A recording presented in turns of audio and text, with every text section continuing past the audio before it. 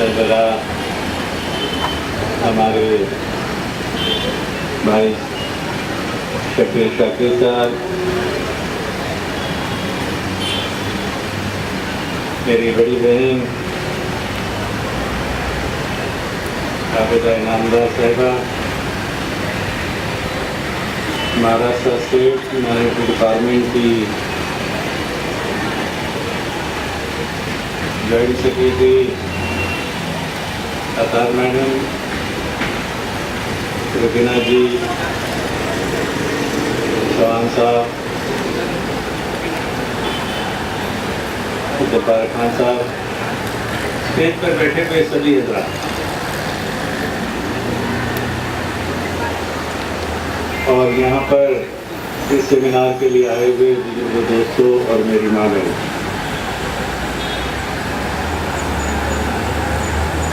میں یہ نہیں سمجھ پا رہا تھا کہ 20 منٹ کا وقفہ یہ کس کے لیے، یہ سوال جواب جو ہوں گے تو اس سے مجھ کو بالکل نظارت کر دیا کہ مائنورٹی کمیشن سے کوئی سوال پوچھنے ہی نہیں ہیں، اور میں اپنے آپ کو سیف سمجھ رہا تھا، مگر میں یہ نہیں سمجھ پا رہا تھا کہ یہ مائنورٹی کمیونٹی کے لیے اگر یہ تمام ہماری خاتون کے ساتھ اگر سوال جواب ہونے ہیں اور امپاورمنٹ کے بارے میں بات کی جا رہی ہے، تو میں کچھ یہ بات تو بتاتا چلوں، کیونکہ ہماری بہن عابدہ انعامدار صاحبہ نے بہت سی باتیں کہی کہ عورتوں کو کس طرح مضبوط ہونا چاہیے۔ میں صبح اس پروگرام کو آنے سے پہلے عابدہ بھائی پہلے یہ سمجھنے کی کوشش کرتا تھا کہ میں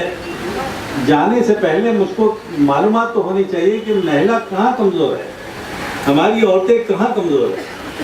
اور اس کمزوری کو دور کرنے کے لیے ہمیں کیا کرنا چاہیے۔ تو مائنورٹی کمیشن کے چیئرمین کی حیثیت سے پہلے میں اپنے گھر میں ہی دیکھ لوں، تو کمزوری کو دیکھتے ہوئے میں نے یہ سوچا کہ اب مجھ کو تو یہ لگا کہ کہیں سے کمزور نہیں ہے، کیونکہ اس کے ہاتھ میں چولہا جو ہے اس کے لیے جو پھکنی ہوتی ہے وہ بھی لوہے کی ہے، جو روٹی مجھ کو پکا کے دینے والی ہے وہ بیلن بھی اس کے ہاتھ میں ہے، کپڑا اگر مجھ کو دھو کے چاہیے تو اس کی پٹنی بھی اس کے ہاتھ میں ہے، کپڑا سوکھنے کے لیے ڈالنا ہے وہاں پر وہ ہاتھ میں ڈنڈا وہ بھی اس کے ہاتھ میں ہے۔ تو کون سی چیز جو ہے کمزور ہے جس کو ہم مضبوط کرنا چاہ رہے ہیں؟ تو میں اس کے لیے اپنے دفتر جلدی گیا اور میں نے یہ سوچا کہ میں اطہر میڈم کو بلا لوں اور یہ دیکھنے کی کوشش کروں کہ ہم کہاں کمزور ہیں، میں ان سے یہ تو معلومات کر لوں کہ میں جا کے تقریر کروں گا تو اس وقت یہ جو پھکنی بیلن پٹنی ڈنڈا یہ جو ہے اس کے علاوہ کون سے محکمے جو ہے وہ ہم کو زیادہ مضبوط کرنے پڑیں گے، اور جس کے بارے میں جو سننا چاہ رہا تھا انہوں نے مجھ کو وقت دیا نہیں، وہ بھی بڑی ہوشیار تھی، وہ نکل کے ہم سے پہلے یہاں پہ چلی آئی اور ہم پیچھے پیچھے دوڑ کے چلے آئے۔ آپ یہ سوچیے کہ مہیلا ہم سے پہلے دوڑ کر چلی آتی ہے اور اس کے باوجود کے الزام ہم مردوں پہ ہوتا ہے کہ ہم مضبوط ہونے کے لیے۔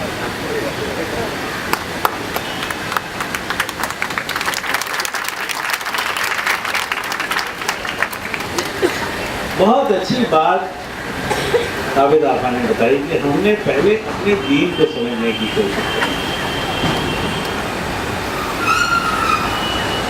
جس دین نے ہم کو پہلے علم حاصل کرنے کی ہدایت دی ہے، اور ہماری عورتوں کو اگر الگ سے کہیں ہدایت دینے کی بات اگر آتی تو پورے قرآن شریف میں کہیں پر بھی ایک ہی صرف مردوں کے لیے حکم نہیں ہے، ہر جگہ حکم جو ہے ہم مردوں اور عورتوں کے لیے دیا گیا، تو کہیں پر بھی ایسا یہ ڈسکریمنیشن نہیں ہے، کہیں پر بھی کم آپ کا درجہ بتانے کی کوشش نہیں کی ہے، مگر احساس کمتری کے شکار آپ اس لیے ہوتے گئے کیونکہ آپ نے علم کا ساتھ چھوڑ دیا، آپ نے دین کے علم کو حاصل کیا مگر بغیر معنی جانے ہوئے۔ ہم قرآن شریف تو پڑھتے ہیں مگر اس کا مطلب نہیں سمجھتے ہیں، اور اگر اس کا مطلب اگر ہم سمجھتے ہیں تو اپنے مردوں کی تانا شاہی ہم اپنے گھر میں نہیں चलने देते। कमजोरी आपकी है और उसके लिए इल्जाम दूसरों पे आप लगा रही हैं। हम ये चाहते हैं कि आपके लिए गवर्नमेंट कितना भी अगर करना चाहे, जब तक आप खुद अज़हनी तौर पे तैयार नहीं होंगे और आपने खुद इरादा नहीं किया, तो ये कामयाबी आपको नहीं मिल सकती है।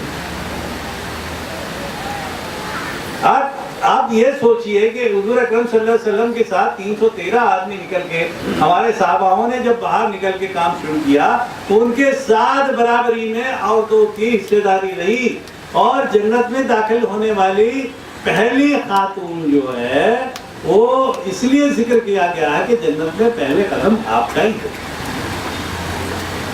क्योंकि आपकी तरबियत जो है पूरे माशरे को सुधारने के लिए। आप सिर्फ अकेले नहीं,